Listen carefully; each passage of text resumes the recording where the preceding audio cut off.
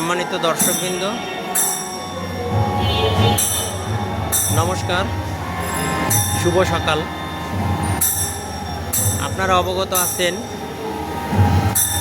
গোপালগঞ্জ সার্বজনীন কেন্দ্রীয় কালীবাড়ি গত 28শে জুন থেকে 56 প্রহর ব্যাপী মহানামযজ্ঞ অনুষ্ঠান শুরু হয়েছে আগামী 4 জুলাই পর্যন্ত।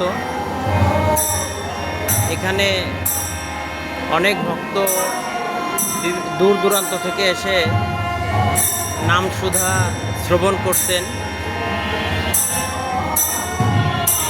আপনাদের কৃপায় আমারও মাঝে মাঝে আসার সৌভাগ্য হয়।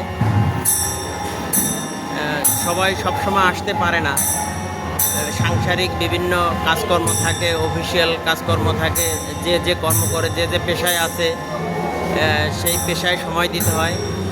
তাই অনেকের ইচ্ছা থাকা সত্ত্বেও সার্বক্ষণিক এখানে সময় দিতে পারে না। তবে এর মধ্যে কিছু ভক্ত আছে, কিছু শ্রোতা আছে যারা এই সাংসারিক ব্যস্ততা বা অন্যান্য ব্যস্ততাকে উপেক্ষা করে সার্বক্ষণিকভাবে বা অধিকাংশ সময় নাম শ্রবণের প্রচেষ্টা করে।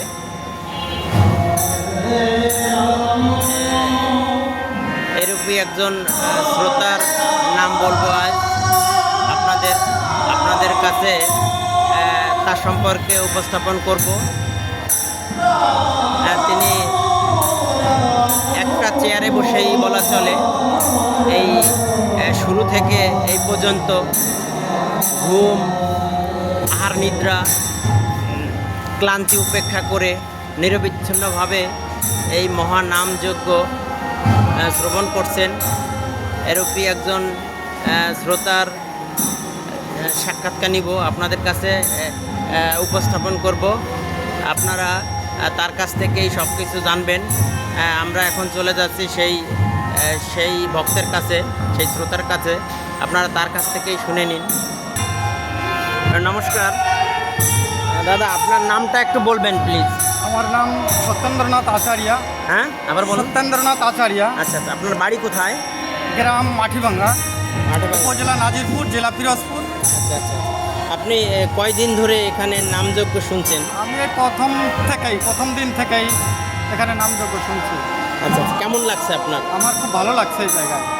আপনি কি এই চেয়ারে বসেই নাম শুনছেন?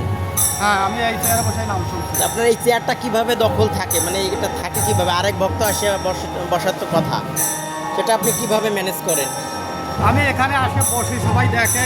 হ্যাঁ, আরও গুরুজনরা আছে, তা বলে ওই ছোটো ভাই এখানে বসে, ও এখানে সবসময় বসে, ওকে বসতে দিই। আপনি কি আসন রেখে যান?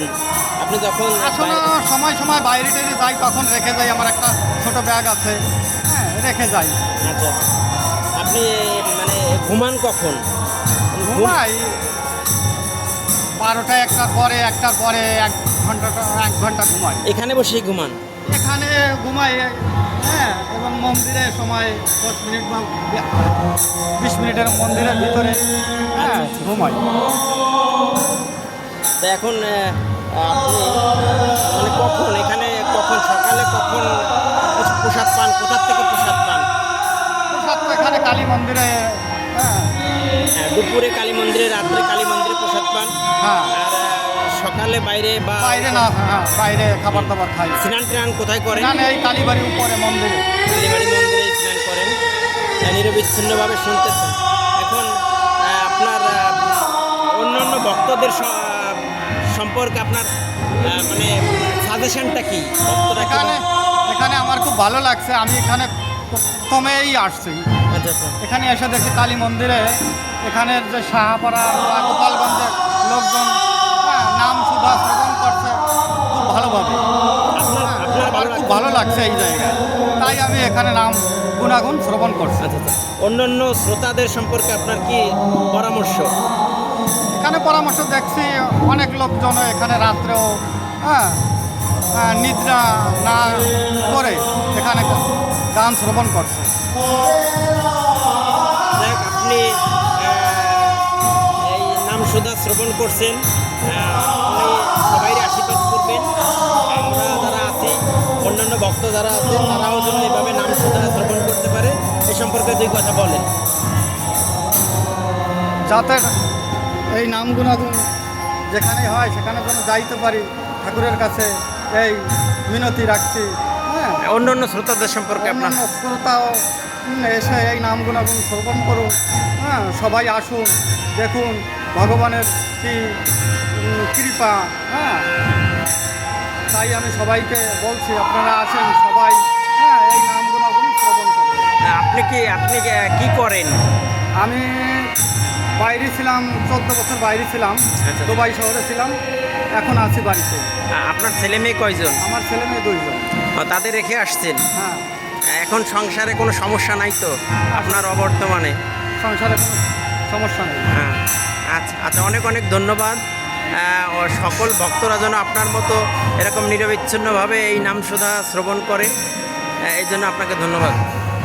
নমস্কার।